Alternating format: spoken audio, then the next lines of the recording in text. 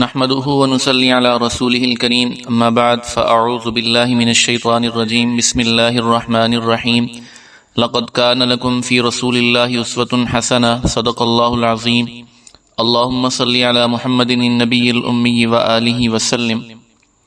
ملک شام کا ایک یہودی عیس مکہ سے کچھ فاصلے پر رہتا تھا۔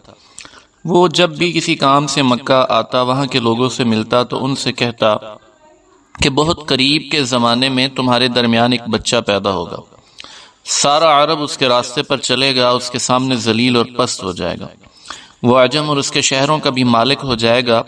یہی اس کا زمانہ ہے۔ جو اس کی نبوت کے زمانے کو پائے گا اور اس کی پیروی کرے گا وہ اپنے مقصد میں کامیاب ہوگا۔ جس خیر اور بھلائی کی وہ امید کرتا ہے وہ اس کو حاصل ہوگی، اور جو شخص اس کی نبوت کا زمانہ پائے گا مگر اس کی مخالفت کرے گا وہ اپنے مقصد اور آرزوؤں میں ناکام ہوگا۔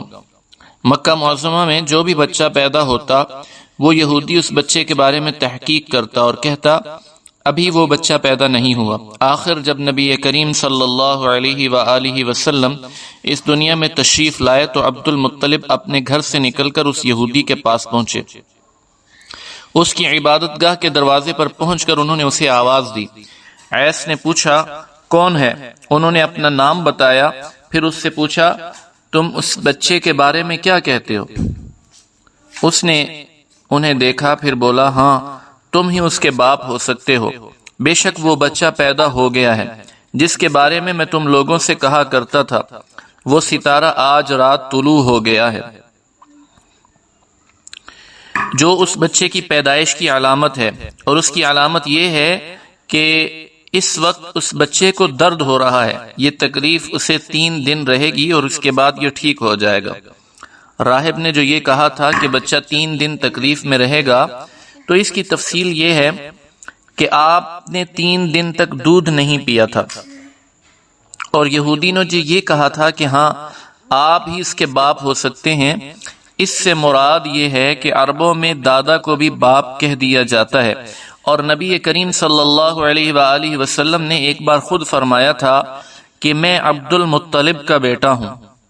یہودی نے عبد المطلب سے یہ بھی کہا تھا اس بارے میں آپ اپنی زبان بند رکھیں، یعنی کسی کو کچھ نہ بتائیں، ورنہ لوگ اس بچے سے زبردست حسد کریں گے، اتنا حسد کریں گے کہ آج تک کسی نے نہیں کیا، اور اس کی اس قدر سخت مخالفت ہوگی کہ دنیا میں کسی اور کی اتنی مخالفت نہیں ہوئی۔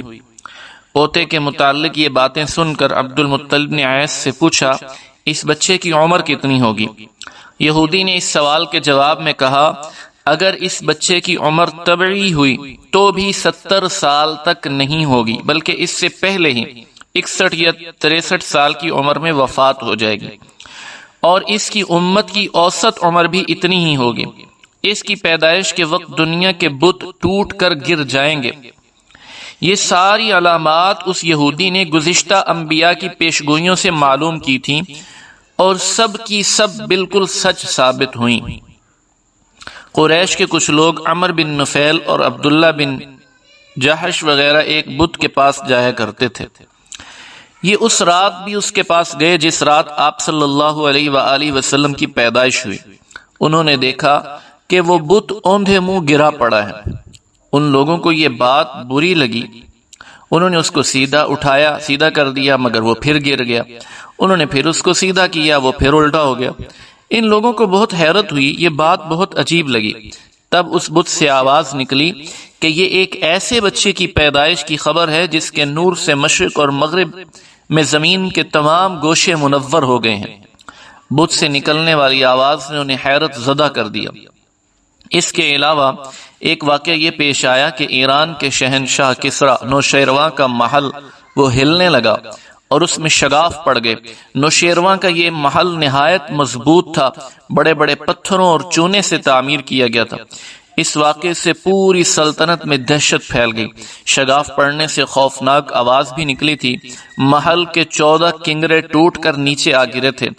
آپ کی پیدائش پر ایک واقعہ یہ پیش آیا کہ فارس کے تمام آتش کدوں کی وہ آگ بجھ گئی جس کی وہ لوگ پوجا کرتے تھے اور اس کو بجھنے نہیں دیتے تھے، لیکن اس رات ایک ہی وقت میں تمام کے تمام آتش کدوں کی آگ ایک ہی وقت میں بجھ گئی۔ آگ کے پوجنے والوں میں رونا پیٹنا مچ گیا۔ کسریٰ کو یہ تمام اطلاعات ملی تو اس نے ایک کاہن کو بلایا۔ اس نے اپنے محل میں شگاف پڑنے اور آتش کدوں کی آگ بجھنے کے واقعات اسے سنا کر پوچھا کہ آخر ایسا کیوں ہو رہا ہے۔ وہ کاہن خود تو جواب نہ دے سکا، تاہم اس نے کہا کہ ان سوالات کے جوابات میرے ماموں دے سکتا ہے، اس کا نام سطیح ہے۔ تو نوشیروان نے کہا ٹھیک ہے، تم جا کر ان سوالات کے جوابات لاؤ۔ وہ گیا، سطیح سے ملا، اسے یہ واقعات سنائے۔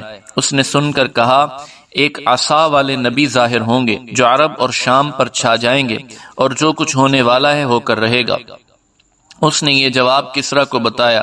اس وقت کسریٰ نے دوسرے کاہنوں سے بھی معلومات حاصل کر لی تھیں، چنانچہ یہ سن کر اس نے کہا تب پھر ابھی وہ وقت آنے میں دیر ہے، یعنی اس کے کہنے کا مطلب یہ تھا کہ ان کا غلبہ ابھی نہیں ہوگا، میرے بعد ہوگا۔ انشاءاللہ تعالی اس حوالے سے مزید کچھ باتیں ہم اگلے کلپ میں آپ کی خدمت میں پیش کریں گے۔ درود پاک پڑھ لیجئے۔ اللہم صلی علی محمد النبی الامی وآلہ وسلم۔